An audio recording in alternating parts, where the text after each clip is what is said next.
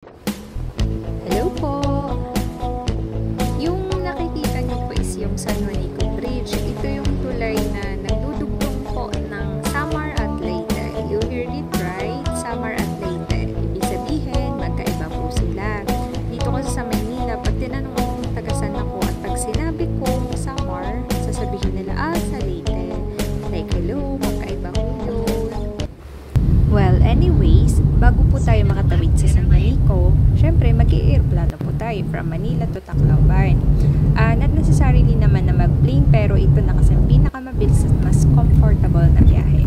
So from Muntinlupa, umalis na kami sa bahay ng mga 2:30 AM via GrabCar.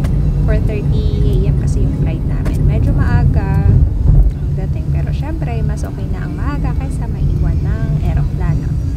So ayan, from Muntinlupa, GrabCar lang talaga. Actually, sa baba lang kami via expressway ata yun kasi hindi naman gaano ka-traffic. So, nasa may NAIA terminal, kalimutan ko.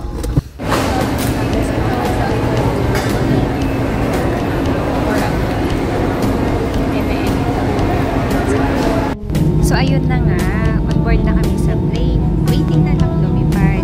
Madaling pa sa paligid. Syempre, madaling araw pa kasi yan. Medyo bangag din ako at wala kasi akong tulog. Kasi after ko sa work doon, saka lang kami nag-impake.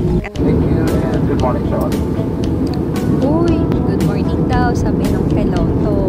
Hindi ko na malayan, maliwanag na pala. Nakatulog ako sobrang pagod. Syempre, hindi ko pwedeng mamiss ang kagandahan ng kalangitan. Talaga sinakto yung gising ko na pasikat ng araw. Ang cute ng mga morning clouds.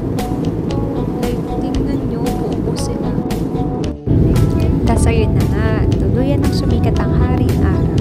Though hindi siya ganun ka-visible. I mean, yung literal na sun ang makita. But look at the color of the horizon. Diba ang ganda? Yung sunrise at sunset, halos magsikulay lang din talaga sila. Sobrang ganda. Lalo pag nasa kaulapan ka at nakikita mo yung pagsikat ng araw. Ewan ko bakit ang ulap niya nung morning na yun. Siguro uulan. Pero nung napunta kami ng Tacloban, hindi naman siya umulan. Tapos alam nyo minsan, ang kinatatakot ko pag sakay ako ng aeroplano, yung dadaan kami mismo sa gitna ng kaulapan. Alam mo yung sobrang kapal ng ulap.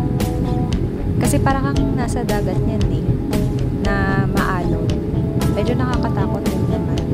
Pero itong flight kasi namin, nasa ibabaw lang kami ng clouds. Kung makikita nyo, napakakapal ng mga clouds. O, diba? Makapal talaga siya. Nasa Visayas na kami. Malapit na kami lumapag. Pero, nasa ibabaw lang talaga. Tapos, ito na nga. Nakikita nyo ba yung nakikita ko? Yan sa haring araw. Grabe, sobrang ganda talaga ng araw. Ito na, palapag na kami. Yung dagat na yan na yung sa may San Jose Airport. Kasi napapaligiran pa din naman ng Gubilio Airport.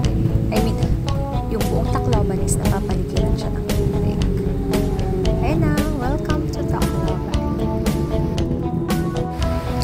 Then from San Jose Airport, pupunta kami ng downtown. Oy, reminder pala sa mga bago lang sa Tacloban Airport. Madaming mga taxi and tricycle sa papasakayin kayo, pero wag na wag kayong sasakay kasi for me, napaka-OA nila sa pamasahe. Meron namang jeep na diretsong downtown makakatipid ka pa. Dito na po pala kami sa downtown Tacloban. Ito yung sa McDonald's. So, mahapit-anay kami kay magutom na sobra. Alas 6 or alas 7 na adaytan aga. Pag winaray kita. Uy guys, did you know, before the official opening of the Cebu-Cordova Link Expressway or CCLEX, the San Juanico Bridge was the country's longest bridge that crossed a body of water. Construction of the bridge began in August 1969 and was officially completed in December 1972.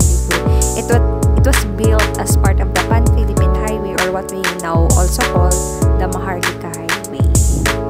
The The bridge spans 2.162 km and connects the islands of Samar and Leyte. It's not an expressway, however, so you shouldn't mistake this as such. Again, it's called the San Juanico Bridge at the Samar-Leyte Expressway. Now you know. Enjoy watching! Taga-Samar ako.